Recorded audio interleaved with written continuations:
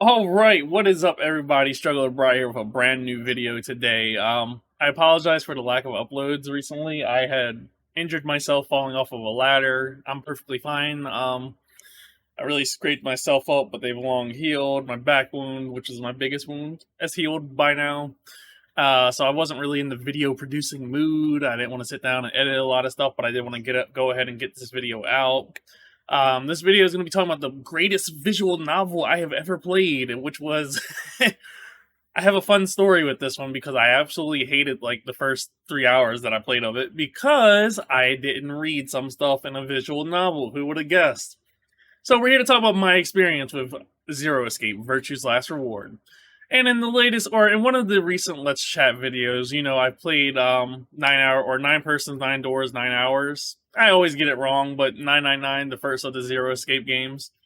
And I absolutely loved it. So when I booted up Virtue's Last Reward, which we'll short the VLR for the sake of this video.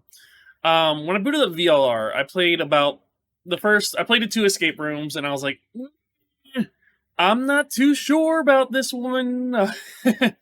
I feel like I'm missing something here. And literally the only thing I was missing was reading comprehension. Because it was not my fault. It was not, well, it was my fault that I took 3 hours to get through the escape rooms, but that's neither here nor there. A few friends of mine who advocated for me to play VLR told me, hey, literally just play 10 more minutes and you're going to get to the game's new gimmick, which was the ambidextrous game, which is the AB game, where you have to ally or betray your teammates. And boy, did that one gimmick saved the entirety of that game for me. I was really happy that I didn't give up on VLR because by the end of it, I was crying. Everybody in the room was crying. The whole squad was crying. The game was fantastic. All the multiple endings were beautiful in their own way. And I think one way, without spoiling the narrative in the game, I think it really is one of the best narratives that I've experienced in gaming history as of late. Just because it was really captivating to see such a story become it was a huge scaled story, right? And getting to the end, there was so much payoff, and there's so much payoff to getting towards the end that it just felt satisfying, right? I ended up falling in love with the cast. I had no issues, no qualms with the cast. They were great.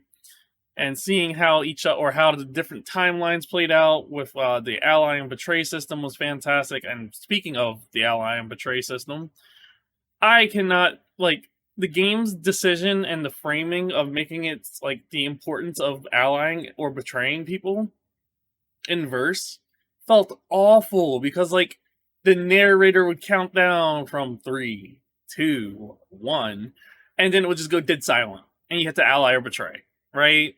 And you're like, oh, beforehand we just promised we're going to ally, and then we betray them. And then there's some characters in the game like Luna, who you don't want to betray at all because she's a cinnamon bun. She's absolutely sweet, but that is pretty much my experience with VLR. I started out really hating it, and now I'm a simp for VLR. If you haven't played Zero Escape 999 and Zero Escape Virtue's Last Reward, I highly recommend them. They are absolutely incredible games. I try to keep the spoilers minimum in here, but the narrative and the plot that is presented to the player is really thought provoking with a great cast of dub voice actors.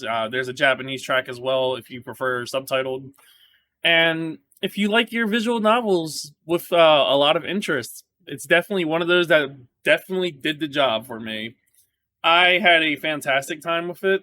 I would love to hear your thoughts of Virtue's Last Reward. If you've played it or if you're interested in it, feel free to leave a comment below and let's chat about it. Thank you.